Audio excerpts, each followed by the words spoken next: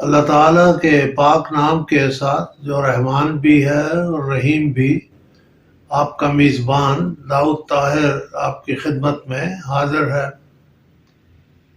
میری آج کی اس گفتگو کے مخاطب وہ نوجوان طلباء اور طالبات ہیں جو پاکستان سول سروسز کو اپنا کیریئر بنانا چاہتے ہیں اور اس مقصد کے لیے وہ central superior services of Pakistan کے لیے تیاری کر رہے ہیں۔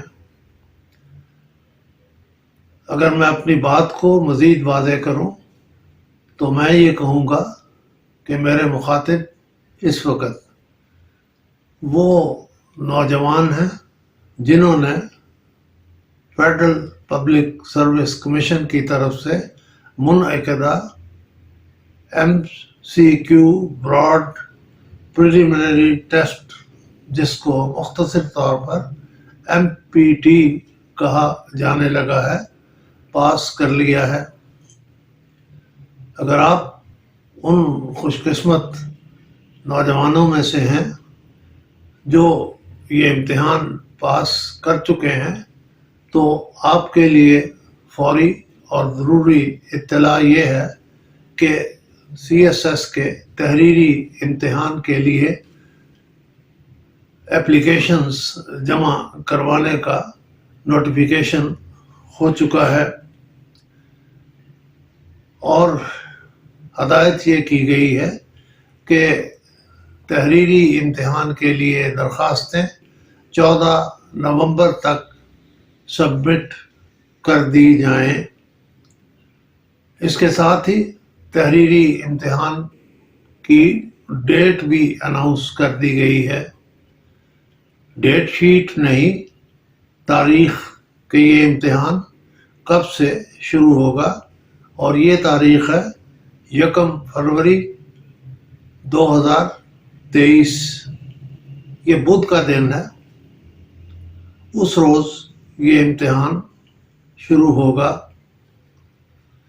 اس کے لیے 19 سینٹرز مقرر کیے گئے ہیں، اور جو لوگ اس امتحان کے ساتھ دلچسپی رکھتے ہیں انہیں پہلے سے یہ معلوم ہو چکا ہوگا کہ یہ امتحان کون کون سے شہروں میں منعقد ہوں گے۔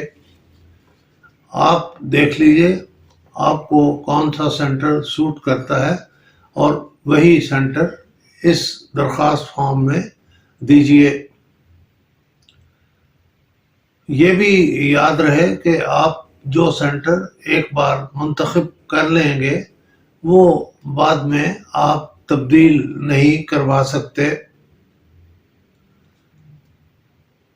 یہ امتحان کتنی ویکنسیز کے لیے ہو رہا ہے اس کا فیصلہ بعد میں ہوگا، یعنی اویلیبل ویکنسیز کی تعداد مختلف محکموں میں، مختلف سروسز میں، مختلف گروپس کے لیے بعد میں اناؤنس کی جائے گی۔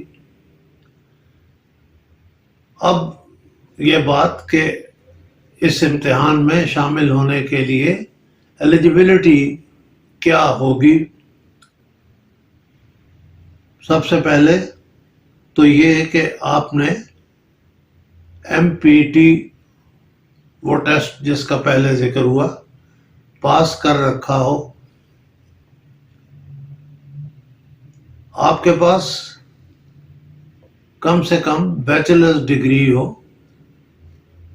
اور آپ نے کم از کم سیکنڈ ڈویژن حاصل کر رکھی ہو۔ آپ کی عمر 21 سے 30 سال کے درمیان ہونی چاہیے۔ اس میں بعض صورتوں میں رعایت کی گنجائش ہے۔ ان کلاسز کے لیے جن کو رعایت کی گنجائش دی جاتی ہے، آپ CSS امتحان کے تفصیلی قواعد جو فیڈرل پبلک سروس کمیشن کی ویب سائٹ پر اویلیبل ہیں ملاحظہ کر سکتے ہیں۔ اگر آپ ان میں سے کسی کیٹیگری پر میں فال کرتے ہیں تو یقیناً آپ کو وہ رعایت جس کا ذکر وہاں کیا گیا ہے مل جائے گی۔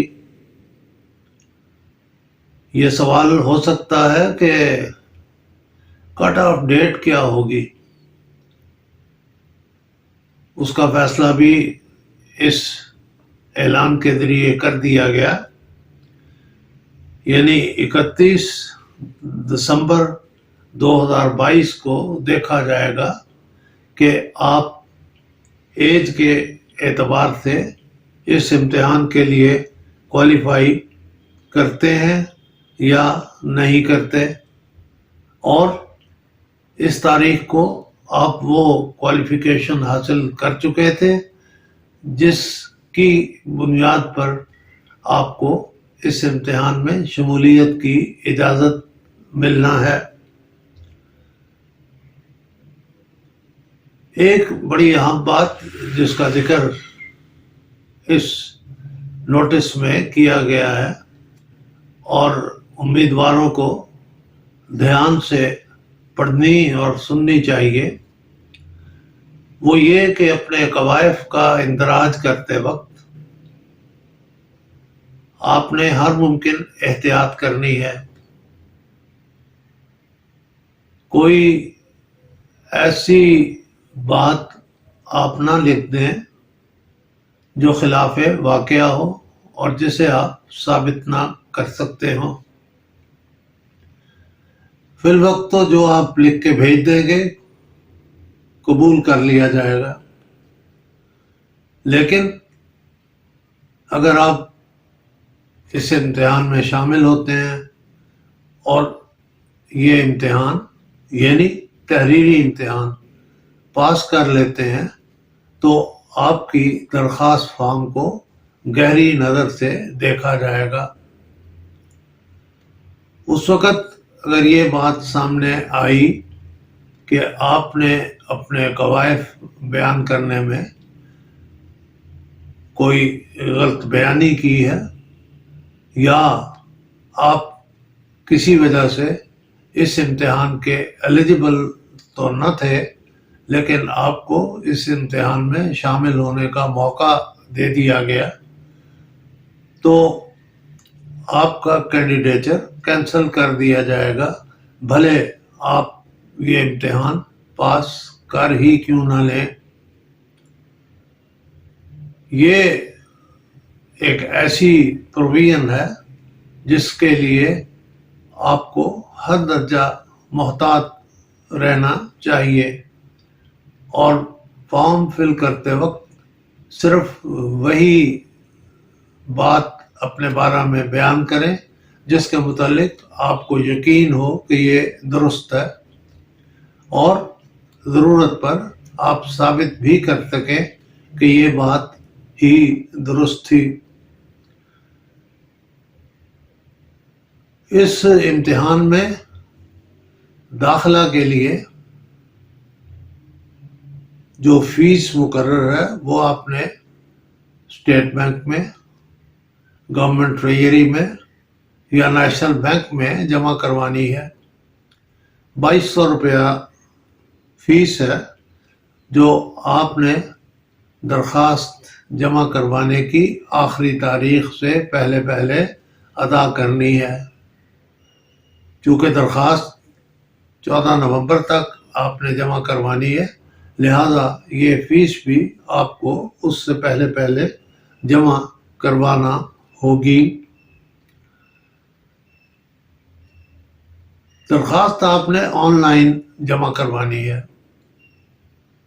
آپ فیڈرل پبلک سروس کمیشن کی ویب سائٹ پہ جائیں گے، فارم آپ کے سامنے آنا شروع ہو جائے گا، آپ وہ فارم مکمل کریں گے اور پھر اس کی ایک ہارڈ کاپی لے کر آپ اسے فیڈرل پبلک سروس کمیشن کو بھجوائیں گے۔ آن لائن اپلیکیشن کے ساتھ تو کوئی کاغذات منسلک نہ ہوں گے، لیکن جب آپ ہارڈ کاپی، دستخط شدہ ہارڈ کاپی کمیشن کو بھجوائیں گے تو آپ اس کے ساتھ تمام ضروری سرٹیفکیٹس لگائیں گے. مثال کے طور پر میٹرک کا سرٹیفکیٹ، انٹر کا سرٹیفکیٹ، گریجویشن کا سرٹیفکیٹ، اپنا شناختی کارڈ، اپنا ڈومیسائل سرٹیفکیٹ. الغرض جو ریکوائرمنٹس اس فارم میں بیان ہوئی ہیں ان کے مطابق آپ اپنے سرٹیفکیٹس یا ان کی نقول جیسے بھی قواعد کے تحت مقرر ہے آپ جمع کروائیں گے. درخواست آپ نے جمع کروا دی، پہلے آن لائن، پھر ہارڈ کاپی بھی بھجوا دی. اب اس انتظار میں نہ بیٹھیے کہ آپ کو بذریعہ ڈاک مطلع کیا جائے گا کہ فلاں تاریخ سے امتحان شروع ہے اور یہ رول نمبر سلپ ہے آپ یہ لے کر وہاں مقررہ سینٹر پر پہنچ جائیے. یہ نہیں ہوگا. جو آپ کو اس امتحان میں شامل ہونے کا اجازت نامہ ہے وہ کمپیوٹر پر ہی آپ کو بھجوایا جائے گا. آپ نے کمپیوٹر سے ہی یہ اجازت نامہ یعنی اس کا پرنٹ آؤٹ لینا ہے اور کمرہ امتحان میں پہنچنا ہے. پرانے وقتوں میں دستور تھا، خط آتا تھا، اس کو ہم رول نمبر سلپ کہا کرتے تھے. اب اس قسم کا کوئی خط آپ کو نہیں آئے گا. آپ نے خود دھیان رکھنا ہے اور دیکھنا ہے کہ اگر وہ آپ کا اجازت نامہ کمپیوٹر پر آ چکا ہے تو آپ اس کا پرنٹ آؤٹ لے لیں. امتحان میں نے عرض کیا 1 فروری اگلے سال شروع ہوگا اور یہ اجازت نامہ 15 جنوری تک ویب سائٹ پر ڈال دیا جائے گا. اختیاری مضامین آپ کے علم میں ہے ایک بڑا اہم ایشو ہوتا ہے ان نوجوانوں کے لیے جو یہ امتحان دے رہے ہیں. اس نوٹس میں یہ درج ہے اور یہ بات پہلے سے طے شدہ ہے کہ آپ ایک بار اپنے لیے جو اختیاری مضامین چن لیتے ہیں وہ تبدیل نہیں کر سکتے. میں پہلے عرض کر چکا آپ سینٹر تبدیل نہیں کر پائیں گے. اسی طرح آپ اختیاری مضامین بھی نہیں تبدیل کر پائیں گے. لہذا ان مضامین کا اندراج کرتے وقت بھی مناسب احتیاط سے کام لیجئے.